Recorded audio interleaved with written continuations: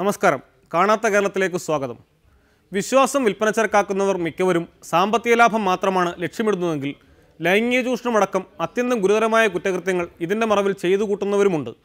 സന്തോഷ് മാധവൻ്റെ പാത പിന്തുടരുന്ന ഇക്കൂട്ടരെ പിടികൂടാൻ തക്ക നിയമ സംവിധാനങ്ങൾ നമ്മുടെ നാട്ടിൽ നിലവിലുണ്ടെങ്കിലും വേണ്ടത്ര ഫലപ്രദമല്ലെന്നതാണ് വാസ്തവം. ഇടുക്കി ജില്ലയിലെ ചില ഞെട്ടിക്കുന്ന കാഴ്ചകളാണ് ഇത്തവണ. കുമളിയിലേക്കാണ് കാണാത്ത കേരളം ടീമിന്റെ ഇന്നത്തെ ആദ്യ യാത്ര.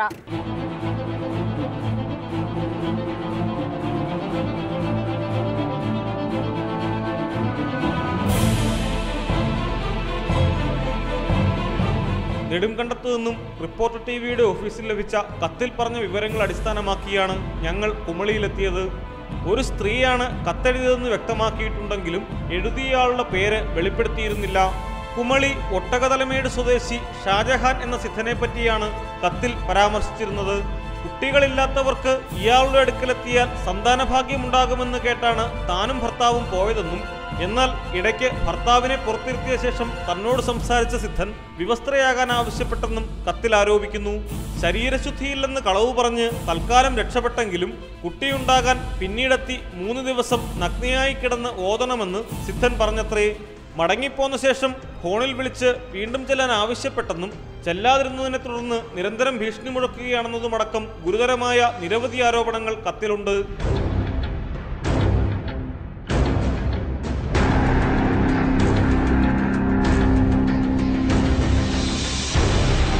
വിവരങ്ങൾ ശരിയാണോ എന്നറിയാൻ കത്തിൽ പറഞ്ഞ ഫോൺ നമ്പറിൽ ഞങ്ങൾ ബന്ധപ്പെട്ടു. കുമളിയിലുള്ള സുഹൃത്തിൽ നിന്നാണ് നമ്പർ കിട്ടിയതെന്നും കുട്ടികളില്ലാത്ത ദമ്പതികളാണെന്നും ഞങ്ങൾ പറഞ്ഞു. സാറിന്റെ പേര് ഷാജഹാൻ എന്നല്ലേ? പൂജയുടെ കാര്യത്തിന് വേണ്ടിട്ടായിരുന്നു. ഞാൻ കോട്ടയത്തു നിന്നാണേ. സിന്ധു എന്നായിരുന്നു. അതെ.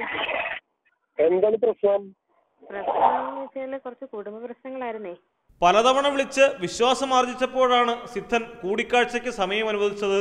ഒരു കാര്യം വായു വന്നിട്ട് കണക്കിട്ട് നോക്കിയിട്ട് പറഞ്ഞുതരാം. ഞാൻ വന്നു കഴിഞ്ഞിട്ട് നിങ്ങളെ ഫോൺ കോണ്ടാക്ട് ചെയ്യാം. അപ്പൊ നിങ്ങളെ ഡേറ്റ് ഓഫ് ബർത്തും ഇതൊക്കെ ഒന്ന് എന്നെ SMS ചെയ്ത് അയച്ചിട്ട്. വനിതാ റിപ്പോർട്ടറെയും കൂട്ടി ദമ്പതികളെന്ന വ്യാജേനയാണ് ഞങ്ങൾ ഷാനവാസിന്റെ അരികിലേക്ക് പോയത്. കോട്ടയത്തു നിന്നും കാർ മാർഗമാണ് കുമളിയിലെത്തുകയെന്നും പറഞ്ഞിരുന്നു. ഒട്ടകതലമേടിൽ എത്തിയ ശേഷം വിളിക്കാനാണ് പറഞ്ഞിരുന്നതെങ്കിലും രാവിലെ ഷാനവാസ് വിളിച്ച് കുമളിയിലെത്തുമ്പോൾ അറിയിക്കണമെന്ന് പറഞ്ഞു. അതുപ്രകാരം വിളിച്ചപ്പോൾ ഞങ്ങളെ കൂട്ടിക്കൊണ്ടുപോകാൻ വേണ്ടി ഷാനവാസ് കുമളിയിലെത്തിയിരുന്നു. ഒട്ടകതലമേട് 6-ാം മൈലിനടുത്താണ് ഇയാളുടെ താമസം. റോഡിൽ വണ്ടി നിർത്തിയ ശേഷം ഏലത്തോട്ടത്തിന് നടുവിലൂടെ 300 മീറ്ററോളം പോകണം.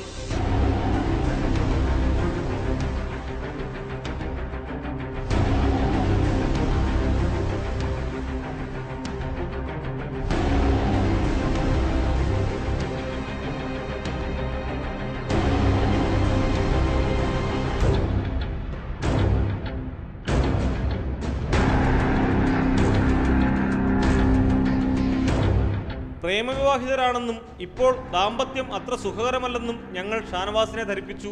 എന്താണ് നിങ്ങളുടെ ശരിക്കും പ്രശ്നങ്ങള്?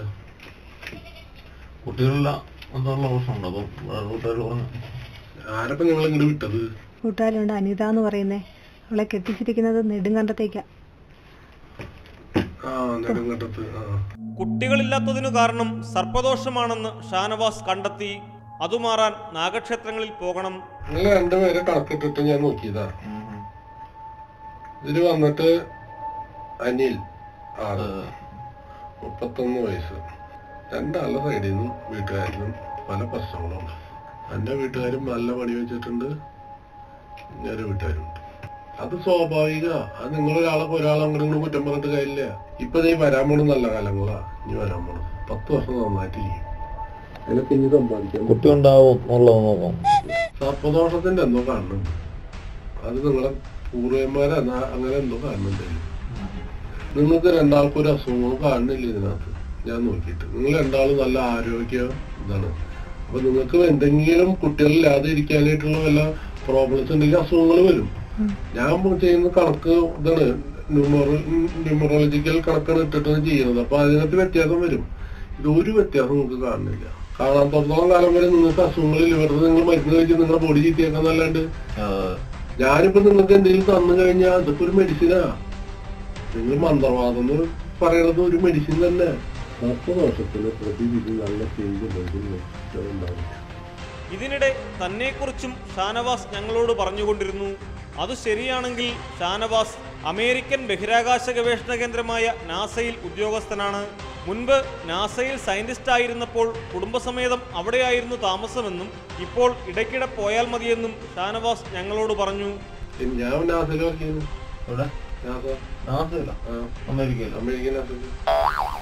ഞാൻ അമേരിക്കൻ നാസയിൽ വർക്ക് ചെയ്യുന്നത്. ഞാൻ ഇന്ത്യയിലാണ് ഇപ്പൊ ഡ്യൂട്ടി. നാസയിലെ ഇതായിട്ട് വർക്ക് ചെയ്യുന്നു, മെറ്റീരിയൽ അപ്രൈസർ ആയിട്ട്. ഞങ്ങൾ ഇവിടുന്ന് പർച്ചേസ് ചെയ്യില്ലേ അവിടേക്ക് സാധനങ്ങള്, അത് ചെക്ക് ചെയ്ത് ഞാൻ വാങ്ങിയെടുത്തത്. അങ്ങോട്ട് അത് നിൽക്കാൻ പറ്റില്ല, നമുക്ക് പറ്റില്ല. പിള്ളേരൊക്കെ വലുതായി കഴിഞ്ഞാൽ ശമ്പളമൊക്കെ 3-4 മാസം കൂടുമ്പോ വരും. അത് പർച്ചേസിങ്ങിന് വരില്ലേ. അതിന്റെ റോ മെറ്റീരിയൽസ് നമ്മള് ഇന്ത്യയിൽ കിട്ടും. ഇന്ത്യയിൽ നിന്ന് പല സാധനങ്ങൾ കയറും, നെറ്റ് ബോൾഡ്, സ്ക്രൂ, അങ്ങനെ പല സാധനങ്ങളും. എല്ലാ ജനുവരിയിലും ഞാൻ അവിടെ ഉണ്ടാവും. കൊളംബിയയിലുണ്ടോ. ഞങ്ങളെല്ലാവരും എല്ലാ ലോകത്തുള്ള എല്ലാ ഇതും അവിടെ മീറ്റ് ചെയ്യും കൊളംബിയയില്. ഞാൻ അവിടെ അതിന്റെ അകത്ത് സയന്റിസ്റ്റ് വർക്ക് ചെയ്തായിരുന്നു.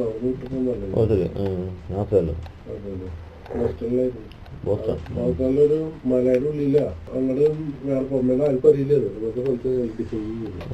കുടുംബം ഇവിടെ തന്നെ ആയിരുന്നു. അവിടെ ഉണ്ടായിരുന്നു എല്ലാവരും. ഭാര്യ മക്കളെല്ലാം അമേരിക്കയിലായിരുന്നല്ലോ. ഇവിടെ ISR ആയിട്ടൊന്നും ബന്ധമൊന്നുമില്ല. അങ്ങനെ പല സാധനങ്ങൾ ISR എടുക്കുമ്പോൾ പോകുമ്പോ പോയി ചെക്ക് ചെയ്യും. അത് കുറച്ച് മാത്രം. ഭയങ്കര പൈസ കിട്ടത്തില്ലേ പോകുമ്പോ? ഇതിന് ശമ്പളമല്ല. ഒരു മാസത്തെ ലക്ഷം 5 ലക്ഷം. 5 ലക്ഷം ശമ്പളം. അതിന് മുകളിൽ കാറ് കണ്ടില്ലേ? കാറുകൾ ഇങ്ങനെ മാറിണ്ടിരിക്കണം. ഓർന്ന് മുഴുവൻ കാറുകളാണ്. എവിടെ? ഇന്ത്യ മുഴുവൻ ഓർന്ന് കാറില്ല. കാറ് മാറി എന്തോ കാശ് കൊണ്ടുവന്നില്ല. കാർ എന്താ കാറൊക്കെ ബെൻസുണ്ട്.